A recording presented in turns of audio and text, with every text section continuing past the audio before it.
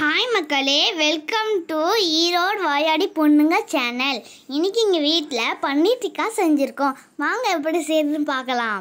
அதுக்கு தேவையான பொருட்கள்: பன்னீர் க்யூபாக கட் பண்ணிக்கணும், டொமேட்டோவும் அதே மாதிரி கட் பண்ணிக்கணும், அப்புறம் கேப்சிகமும் அதே மாதிரி கட் பண்ணிக்கணும், அப்புறம் ஆனியனும் அதே மாதிரி கட் பண்ணிக்கணும். அதுக்கு தேவையான மசாலா ஒரு பவுல் முழுசாக கேர்ட் எடுத்துக்கணும். அப்புறம் இஞ்சி பூண்டு பேஸ்ட்டு, பெப்பர், சில்லி மசாலா, அப்புறம் தந்தூரி பவுடர் எடுத்துக்கணும். இப்போ வாங்க அதை செய்யலாம். இதுக்கு இப்போது ஒரு பவுல் எடுத்துக்கணும். அந்த பவுல் முழுசாக இருக்கிற தயிரை எடுத்து முழுசாக போட்டுக்கணும்.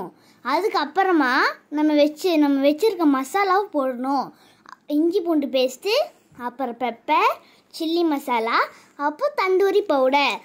அதில் இருக்க மிச்சத்தையும் எல்லாத்தையும் எடுத்து போட்டுக்கணும். அதுக்கப்புறமா நல்லா மிக்ஸ் பண்ணிகிட்டே இருக்கணும். ரெட் கலர் கரெக்டாக வர வரைக்கும் நல்லா மிக்ஸ் பண்ணிகிட்டே இருக்கணும். இதுக்கு கூட எங்கள் அம்மாவுக்கு எல்லாத்தையும் எடுத்து கொடுத்து அப்பப்போ போட்டு கொடுக்குறது நான் தான். அந்த ஆனியனை அப்புறம் கட் பண்ணியிருக்க ஆனியனை போட்டுட்டு, டொமேட்டோவும் போட்டுட்டு மிக்ஸ் பண்ணிவிட்டு, கேப்சிகமும் போட்டுட்டு நல்லா மிக்ஸ் பண்ணிகிட்டே இருக்கணும். அதுக்கப்புறமா சால்ட்டு போட்டுக்கணும். அதுக்கப்புறமா அது மிக்ஸ் பண்ணிக்கிட்டே இருக்கணும். நல்லா மிக்ஸ் பண்ணிக்கிட்டே இருக்கணும். அதுக்கப்புறமா பன்னீர் எடுத்து கேர்ஃபுல்லாக எடுத்து அதை இப்போ போட்டுடணும். மிக்ஸ் பண்ணும்போது பார்த்து பண்ணுங்க, இல்லைன்னா பன்னீர் உடஞ்சிரும். நல்லா அப்படியே மிக்ஸ் பண்ணிகிட்டே இருங்க. எல்லா மசாலாவுமே மிக்ஸ் பண்ணுற மாதிரி பண்ணிகிட்டே இருங்க. அதுக்கப்புறமா அதை எடுத்து அப்படியே வச்சுருங்க தனியாக. டூத்பிக்கை வச்சு உங்களுக்கு பிடிச்ச ஆர்டரில் எடுத்து வச்சுக்கோங்க ஒரு பிளேட்டில். அதுக்கப்புறமா ஒரு பேன் எடுத்துக்கணும்.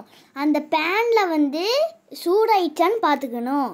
அதுக்கப்புறமா அந்த ஒவ்வொரு டூத்பிக்கை எடுத்து அந்த பேனில் ஒவ்வொன்றா வச்சுக்கிட்டே வரணும். இந்த பேனில் வச்சது கூட நான் தான், தெரியுமா? அவ்வளோ ஈஸியான ரெசிபி இது. அதுக்கப்புறமா அதுக்கு மேலே இந்த ஆயிலை ஸ்ப்ரே பண்ணிக்கலாம், இல்லைன்னா தடவி கூட விட்டுக்கலாம். இப்போது ஒவ்வொரு 2 நிமிஷத்துக்கும் அது திருப்பிவிட்டுட்டே இருங்க, இல்லைன்னா அது நல்லாவே ஃப்ரை ஆகாது.